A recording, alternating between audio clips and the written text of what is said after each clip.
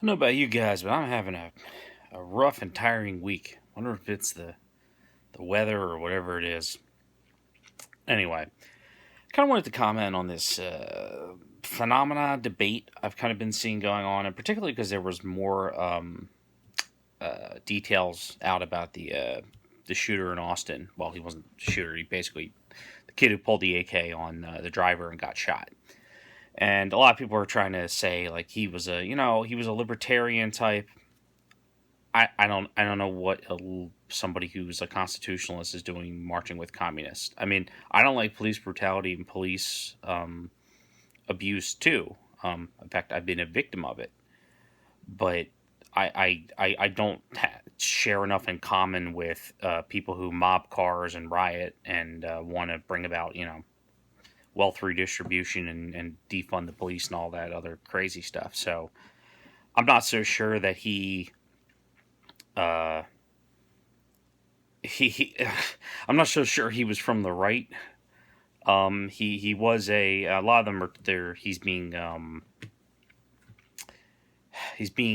what did I say? Like he's being painted as like a boog guy. Um, and I kind of wanted to just talk about basically where there's kind of an issue, and this is particularly with the 2A community, but it's really this split between the right and then there's like a smug part of the libertarian right, which is the part that pisses off Republicans, which is the reason why I'm a Republican and not a libertarian. Even though I find plenty of Republicans distasteful, this is something that these people I found that you can't even really talk to because they're kind of in their own zone, and I think they create more problems for society than they solve. Even though I share a lot of there's a lot of things I agree with them on. Um, I think they kind of miss the point, and they create dangerous situations and dangerous mindsets, which lead to people pointing AKs at cars while they're being mobbed and then getting shot. Like I don't think again I think I said this before, but I don't think that kid was trying to murder anybody.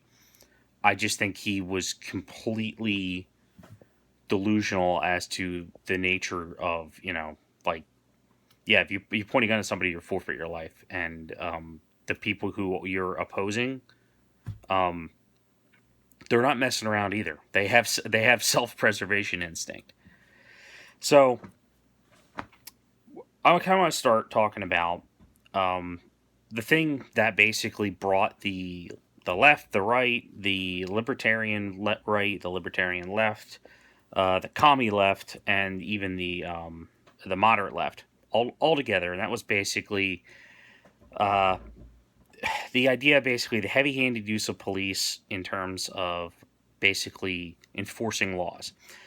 That and particularly it's essentially the overextension of the amount of laws there are for particularly things like nonviolent drug crimes and just silliness in general. We all kind of have our own grievance essentially with law enforcement in general, because they enforce things and sometimes the fines are heavier, and they you get a speeding ticket and you weren't going that fast, or you didn't feel like you were like endangering anybody, and then they gave you a speeding ticket, and then you look at the ticket and it's like the king's fine. Like there's all these taxes on there, and they want you to pay like $300 to the EMTs, and you just feel like you're singled out, and it's that's not good. And I think that's not a good um, that's not good for the relationship between law enforcement and the citizens. And I don't think that's really a proper role of the state to basically be nannying you on how fast you're driving, as long as you're not being reckless. But particularly because you get no warning, and then all of a sudden you get points on your license and you're slapped with a fine you probably can't afford. I got a speeding ticket once. I was this was in oh god, it was probably about 5 years ago at this point at least. I had lost my job, and I was driving around for weeks, really, going from place to place to place, trying to submit applications, and just constantly getting rejected. It's a nightmare. This is back during the Obama era, and also white male. There's no incentive to hire that person because they all got to fill their quotas. So that was tough, and I was having, a really shit day, and I was running out of money, and I was basically borrowing money from my parents for gas so I could go to these places to drop off these applications to meet the people. And I pulled out of a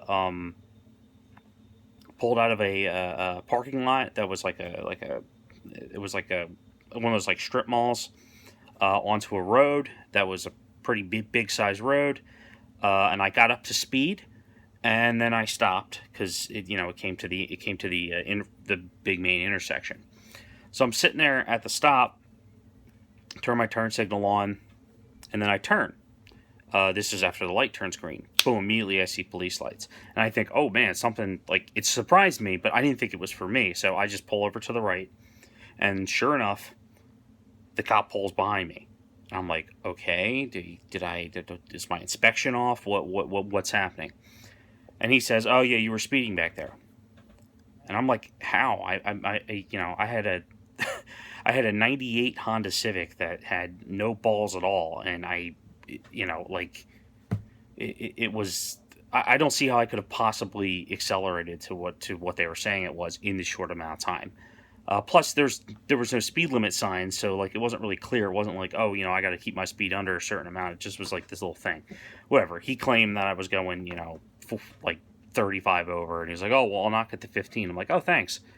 So here I am now. I have a fine while I'm out looking for a job, and I'm not happy at all. I don't feel like I did anything wrong, and I feel like the fine's excessive, and I feel like that cop was being a dick. I don't know if he was being a dick or if he's got a quota to fill, but either way, I don't think that's a healthy relationship between the people and law enforcement, particularly the basically overzealous traffic enforcement. And I imagine cops knocking on your door and busting you because you're smoking weed on your own property.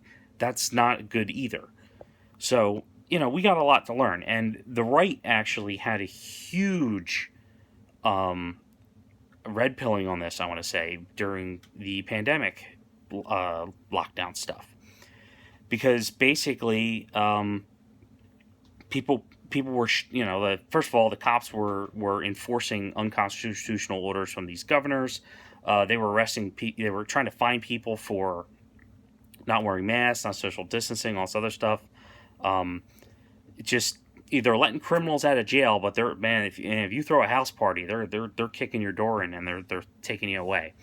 And it's like, yeah, I understand that, like, a lot of that is the politicians basically, but the arm in which they use to essentially terrorize or whatever, or basically harass their political opponents, or basically people who don't want to vote for them, or to keep other people in line, they're still using the police. And I think there were occasions where sheriffs and whatnot said they weren't going to enforce stuff, but there was also a whole number of occasions where basically it's, well, I want my pension, so I have to do this. And there's a mix. There is a limit. Some of it is like, well, if they issue an arrest warrant, the cop really can't say, because if the cop says, oh, I'm not going to do it, now his job's gone, and somebody else is still going to arrest this guy. So you haven't really done anything other than lost your job. And also, just because you're arresting somebody doesn't mean that the charges are going to stick or anything. It's not good, but there's a little more nuance there. It's kind of like if a cop does something bad, but he's got a partner who doesn't know about that, right? Like cop whacked you with a nightstick in the back of the head and wasn't justified, and you're complaining about that, and now he's cuffing you, throwing you to the ground, and you're struggling, and then another cop runs over and grabs you, and it's like, trying to stop you. It's like that guy doesn't know, so it's better just to let it happen and deal with it after the fact. Nonetheless, you feel kind of helpless. I mean, you don't have any, like what I was saying, like in a traffic stop, do you have an advocate? Do you have do they give you an attorney when they charge you like this with a civil violation?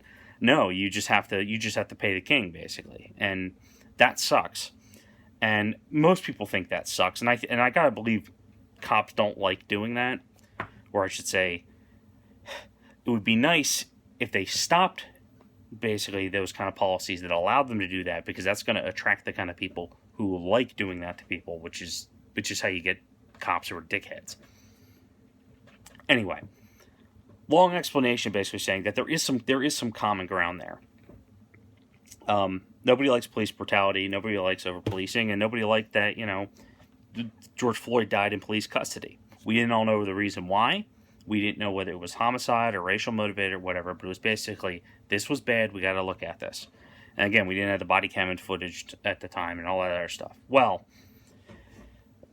basically, the right walked away from it because the rioting started. And it wasn't just a matter of, oh, we want to get justice for George Floyd. It was, okay, well, now that his people are charged, we want justice for this case, and this case, and this case. And a lot of it was just nonsense. And also, we want to redistribute wealth, and we want universal basic income, and we want to disband the police, like in Minneapolis, and 50% is gone in Seattle, and we want this, and we want this, and then we're going to set up our own autonomous. Like the right, we walked away. We're like, okay, you know what? You don't want to have a conversation and talk about policing in the country. You just want to bash police and bash the idea of law enforcement because you want to bring about your socialist communist utopia. Because all problems are because of cops and capitalism, right? Every one of your problems and grievances can be linked to that, and that's what it turned into. Basically, no, it was a joke. So we stepped away, and this is where there was a split. And I'm going to say within the Boog crowd, because I'm part of the Boog crowd. But what the Boog crowd is, there's two parts. There's my part, which is we're the Boogameme boys. We don't actually want a civil war or any kind of nonsense. We are serious about our civil liberties. And basically the idea, it initially came about, if you're somebody who hasn't followed basically what the Boogaloo thing was originally about, basically it was about mass gun confiscation. Basically, they were going to come around. Lots of politicians were basically trying to pass laws that said we're going to come door to door and we're going to take your ARs and semi-auto sporting rifles and anything with a magazine that's too long, or basically turn every place into New York State. And that's unconstitutional enough. And it was like, no, we got to draw a line somewhere. I forget where the I think it was Connecticut or something. They passed the thing and they said everybody's got to turn it in, and then their compliance was like 4%. People just said, no, we're not doing that. Now, those guys are still screwed because the law still stands, and now they can't get more. And also, now it's, even though they've done nothing violent and they haven't hurt anyone, it's still an additional charge they can throw on top. So I feel like, and that's like a drug charge, like in a lot of ways. And we kind of were people who are just like, okay, drugs are bad, they should be banned. They kind of start now having something in common with, it's like, wait, I can't just have my AR. You're going to assume it's a criminality, and it's like, well, if you got a bag of weed, I mean, they assume you're a banger or something, like, and then suddenly there's a conversation.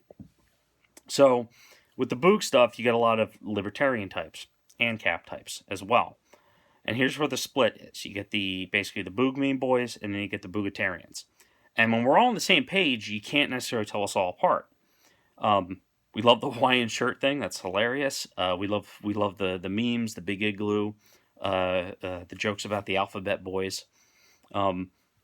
It's all good fun. But then when this Black Lives Matter stuff came up, and the basic Antifa stuff came up, and the half of the majority of the Boog boys, the Boogamemers, we walked away from it because we were like, okay, so I'm all for, gun rights and everything. I am not for handing out rifles to 14-year-olds in something declared the autonomous zone so they can enforce communism. Like, these people are out there, they're protesting, and they're not mad. They're mad at the state, but they're mad at the state because they're not the state, because they're not the ones who are able to enforce their will violently upon other people. Just look at the Chaz, and just look at what the Antifa's agenda is and what they use. They use basically fear and terror tactics and mob tactics to try to enforce something culturally that they want.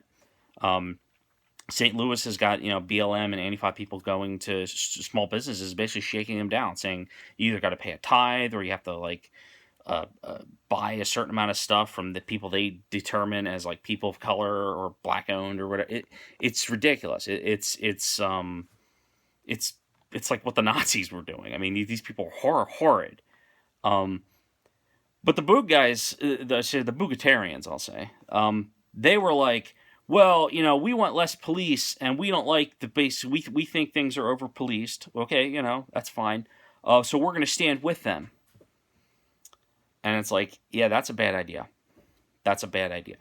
Because these people are not your friends, and they're going to do dangerous shit, and then you're going to end up getting capped. So which is exactly what happened in Austin. And you try to debate with them, and it's like they think that, like, oh man, like, we're not standing up for them because their rights are being violated. And it's like, well, you know what, even if basically maybe the cops are stopping the riot and they're being heavy-handed, right? Maybe they are arresting too many people, and maybe snatching people up in an unmarked vehicle, even though you have a warrant, maybe that's a little over the line. Maybe we should have a conversation like that about basically unmarked vehicles. Like, I don't think unmarked police vehicles should be able to enforce traffic violations. I don't think they should be able to. I think that's wrong. I think there's not enough. I don't like the police cars that you can't tell. They have it's just it's like an infrared thing or something that's on like the side of the car where it's just like you can barely see it and it says police. I'm not into that. I don't like that. I wish there was a better labeling standard. I'm not one of those people who's like, oh, black and white is too harsh, you have to make it pretty colors. No, I think it should be very identifiable as a police vehicle, because it is law enforcement. It is a representative of the state. And I think unless you're essentially a detective or you're traveling from point to point, like if you're doing traffic enforcement out there looking, just basically anything where you're just be dealing with the common citizen, you should have the lights and you should be identified as a police officer, as opposed to somebody who's doing something that's undercover or is in a dangerous situation where maybe you don't want like a detective driving around. He's not going to want to advertise with the red and blue lights, like who that, oh, look, a police officer's here asking questions. That's different. But those conversations can be had. And the problem is basically amongst the Boogatarians and essentially the anarcho-communists. So there's the ANCAPs and the ANCOMs, and the one thing they don't understand is contract enforcement. They don't understand contract enforcement. One side says you enforce your own contract, and nobody should tell you how to enforce that contract.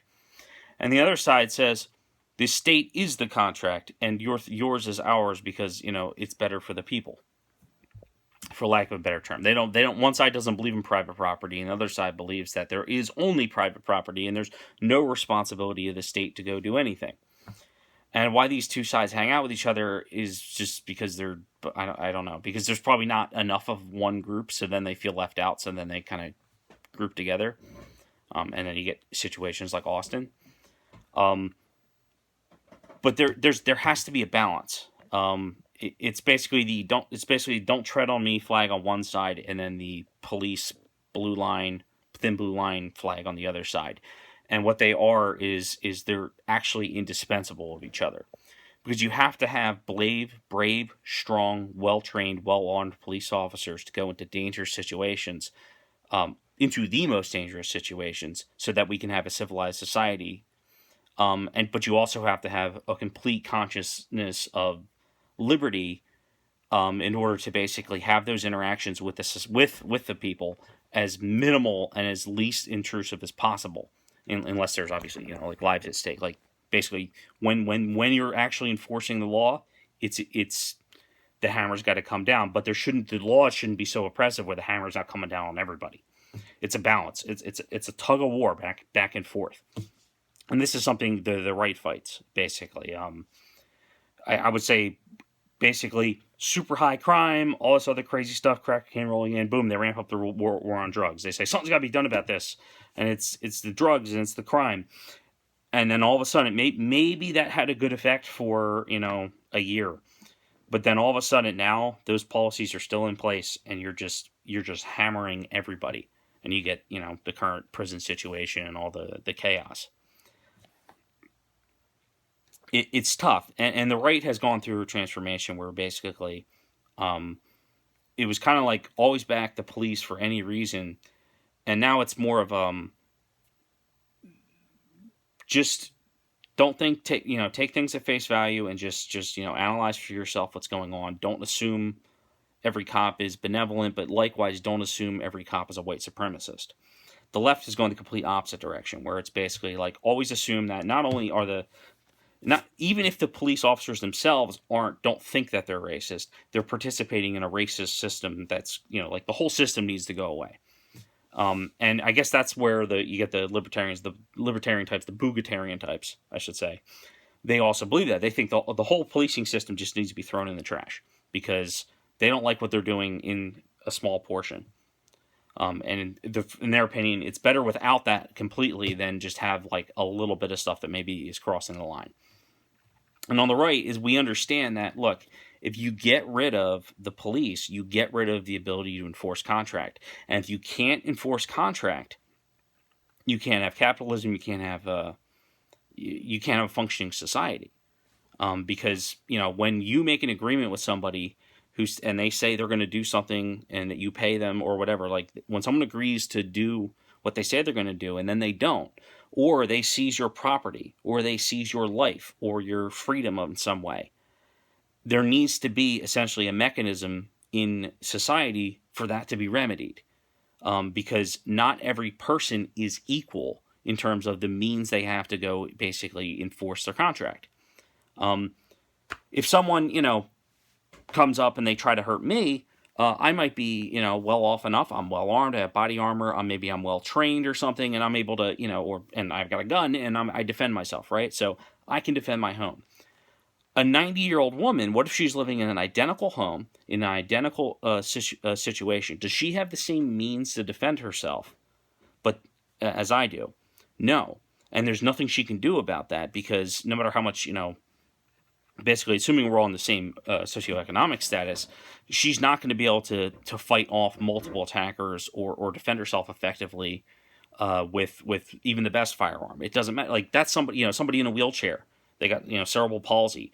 That person, even though they can't defend themselves, has just as much a right not to get stabbed as I do, who can defend myself. Whereas Bruce Lee would have. And the way we remedy that inherent inequality is you have to have property protection, you have to have contracts. Somebody can't steal from me because it's easier to steal from, I can have 5 things. Someone can't steal one of my 5 things, and then somebody else has one thing, and then any more than somebody can come and steal just their one thing. It's the same right. Like you have to enforce what the rules are, and you can't allow people to essentially operate outside the system of essentially non-aggression and agreement of contract. Like I can't take payment of something for something I didn't do and then say, well, you paid me, you lost it, because now there's legal action for that. That's why you can be arrested for nonviolent crimes, because it's essentially contract violation. You can't agree to do something and then not do it and then expect one end of the agreement to be held up and then say, well, too bad, yeah, come make me do it. You can't do that. You can't, if society can't function like that. And that's something I think that the Boogatarian type don't understand. They think that they're so fierce and independent that, they can just get everything done themselves. It's like, no, they can't. And it's the same reason why, we're concerned about big tech, because big tech, they can do a lot of things the average person can't do. They can delete and silence you and cancel you and do all this stuff and violate your freedoms. And there's no physical response to that. I can't go, even if there was no laws at all, you can't go take a gun and point it at Google's head and say, I need you to do this, or you will do this for me, even if it's completely justified. You can't do that. So you have to have a legal, and you have to have a system of government, an enforcement arm of the executive to enforce contract. The communists don't understand that, or I should say, they want a different contract, let's just say. And the ANCAPs, they really don't get that. They just want to be smug and call you a bootlicker if you stand by the police. And it's like, no, the police is important. Police are important. Like, policing is important. And it's the same way the military is important. You'll see the same kind of people that will say, and this is where they'll agree with the left. They'll be staunchly anti-war to the point, and they'll be so anti-war they don't want us to have a military. They want to reduce the size to something where it's pointless, basically. And it's like, well, you know, you can't do that yourself. You know, if you get attacked, like, you know, big country attacks you, or there's terrorism or something, like, what are you gonna do? You know, it's your private skyscraper. You own it. Okay, cool. But if somebody flies an airplane into it, like, was the Boeing Corporation and the people who owned offices in the Twin Towers, were they supposed to get together and raise a posse and go and and go and find Bin Laden themselves? I mean, the way things have worked out, maybe that would have been. They probably, if it was privately run, it probably would have been done within a lot shorter amount of time. But the point is we do have responsibilities to each other for a certain level of safety and a certain level of enforcement to make sure that our civil rights are not violated. This is something also the ANCAPs don't, I think, you know, the ANCAP Boogatarian type don't understand, is that the first Civil War, essentially, we went to war because the civil rights of Americans who were not being recognized as Americans, not treated like Americans, I say slaves, were being violated. It was an unresolvable difference between the North and South. It was that basically these people's rights are being violated, and we have to do something about that, and we can sue them. Now, that ended up being an armed conflict, but it's the same thing where it's like the federal government steps in and they send in troops and they basically force a school to desegregate because somebody's, you know, you could just say, well, yeah, well, the government shouldn't have the power to do that. It's like, well, yeah, but we sign on as being part of the Republic. We agree to a certain amount of contract enforcement and a certain amount of the contract that is the Bill of Rights being enforced by essentially a higher authority in terms of legal justification. We have judges. We have a legal system. You don't resolve things yourself. You have a jury of peers when you get accused. There's a whole system of common law and it's the history of Western civilization building up essentially what are the things that are necessary in a working in free society, and one of those things is enforcement of contract. You don't have freedom without enforcement of contract. I say you might have freedom because you can enforce your contract. Suppose you're, you know, John Wick, right? You can do whatever you want because nobody can cross you.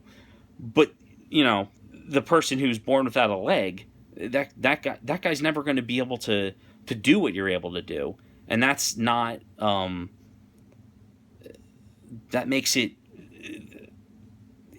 impossible for him to essentially for basically someone can promise that person anything and he can give somebody something to do something and then they just don't have to do it because he can't enforce the contract. We have a mechanism specifically to enforce contract, and that's what the police job is. And the guys who do that, most of them are good guys. Most of them are, you know, I've got news for you. It wasn't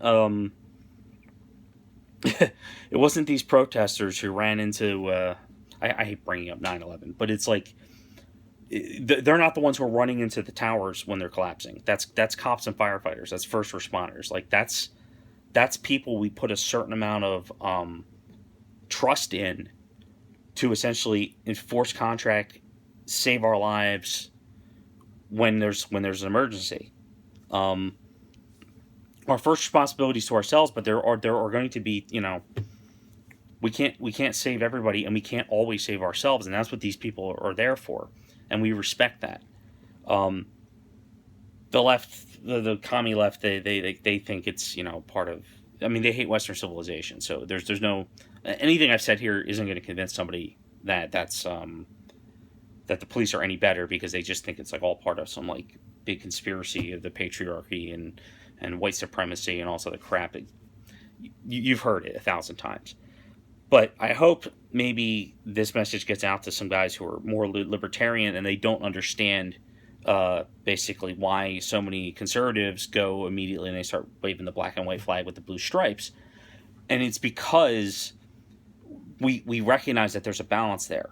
You know, if the police are being attacked, they bring out the flag with the black and white and the blue stripe.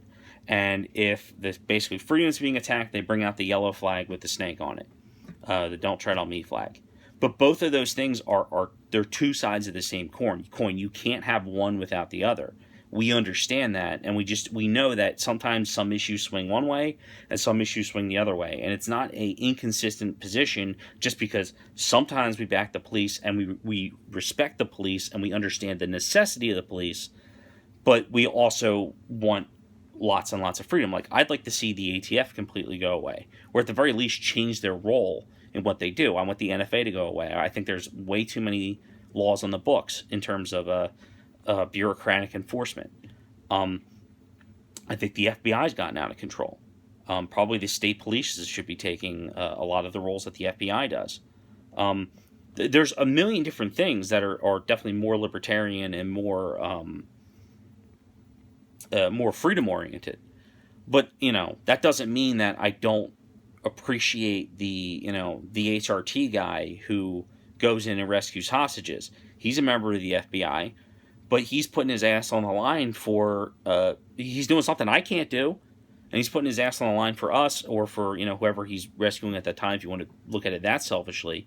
But that's an important role because it's contract enforcement. It's who's going to run the, like, if you're being screwed, if you're being scammed, they got like class action lawsuits, the way that happens, right? They hit a bunch of people, right? And you individually, you don't have the power to launch an investigation. You don't have the funds to do that. You're a little guy, But we do have people who do that, and that's for contract enforcement. It's to make sure people aren't getting ripped off. Is it perfect? No. Is there corruption? Absolutely. But that role is important. It's important that it's even somewhat independent of the state. Does that mean cops are always doing the right thing? No. Does that mean there's not corruption? Look at the Russia probe. Lots of corruption. But it's necessary. And it's unfortunately necessary, but it's necessary. I mean, it's the same. It's the whole idea, basically, a democratic republic, where it's like, well, it's a pretty shitty form of government, right? I mean, any government that's enforcing, telling you, putting limits on what you can do, and it's run by people, and people are kind of inherently assholes. But it's also the best option. It's a necessary evil.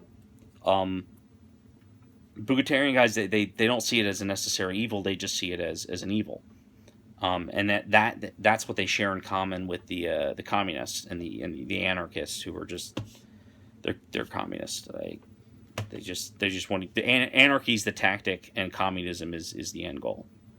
A lot of people, I'm not sure what to think. Like, when Chad Wolf calls these people anarchists, I think he's throwing the left a bone. But it's the tactic of anarchy, but that's not actually the goal. The goal is destruction of society and implementation of a all-powerful state run by them, that decides, how wealth is distributed, what rights people have, what your pronouns are, and all. Like, they want this. They want a extreme amount of control, and they're out there marching not because people are they have too many restrictions placed on them. They're out there marching because there's not enough restrictions placed on people they don't like. It's the same thing with the gun control marches. They're not out there because they think that they've been given too much freedom. It's that people they don't trust have too much freedom, and they don't like that. They're there. It's like a negative. They're protesting for more government action into other people's lives, of people they don't know and don't care about or don't understand. On the right, it typically goes different. Usually people come out when they're protesting. It's usually something's affecting them directly, and they just want to be left the hell alone. I mean, look at the anti-tax rallies and stuff like that. It's like, just stop fucking taxing me. That's all they're thinking, and that's selfish in some ways, but at the same time, it's also, I'm not saying tax me less and tax this guy more. I just want I'm not, and that's also, it's not saying that the tax code doesn't have, its inherent problems the way it is. It's way too big and way too bloated. But there's more nuance to it than I think, particularly particularly when you hear the term bootlicker thrown around. Usually that person doesn't understand the nuance of the argument essentially for police. Are there people who are bootlicker statists? Yes, there are. I mean, look at the people who say like, for instance, okay, here's a good example.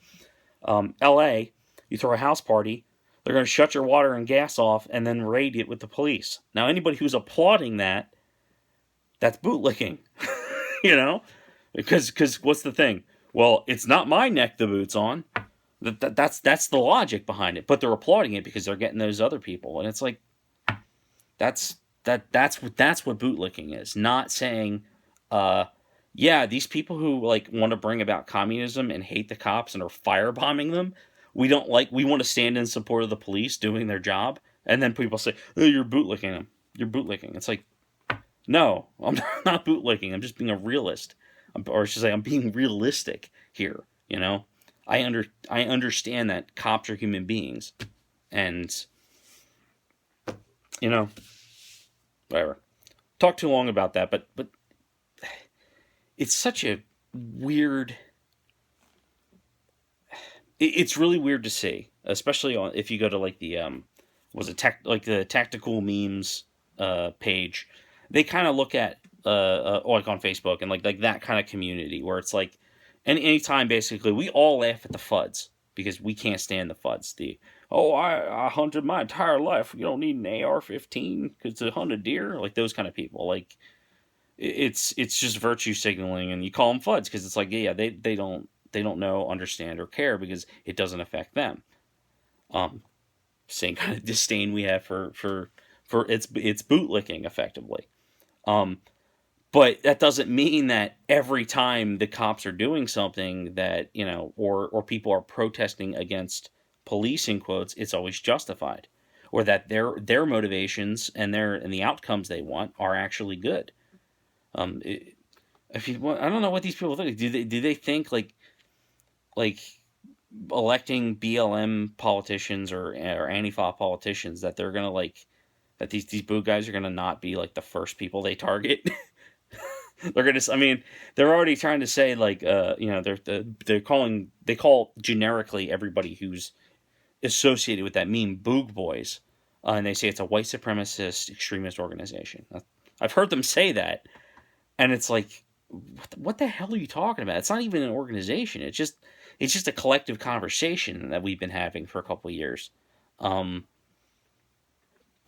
you're going to be the first people they target. Like, they're going to come for your... Like, the kid with the AK in Austin, I don't know what the hell he's thinking, because, yeah, okay, they're all applauding you now because you're using force for their cause. But the second it becomes inconvenient, the second you want to keep it and you don't want to, do their bidding, they're going to just shoot you or take your gun away. Like, that's what they do.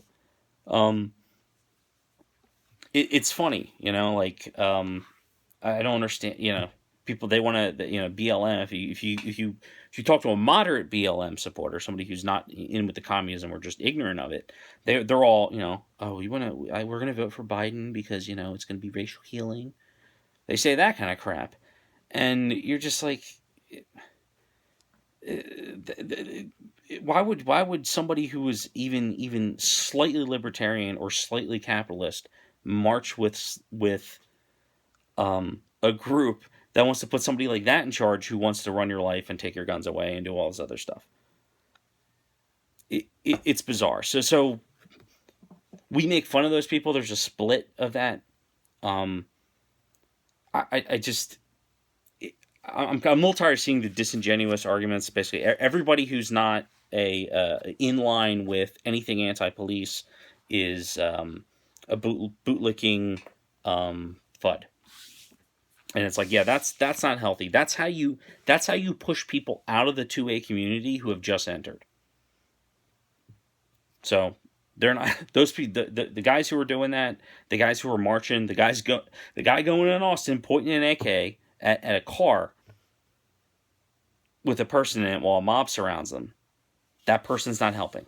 They're actively actually hurting. They're hurting even what they say. They're hurting every cause. They're hurting everybody. And ultimately, they're getting shot sometimes. So, whatever. Long video, but I figured that was something to talk about.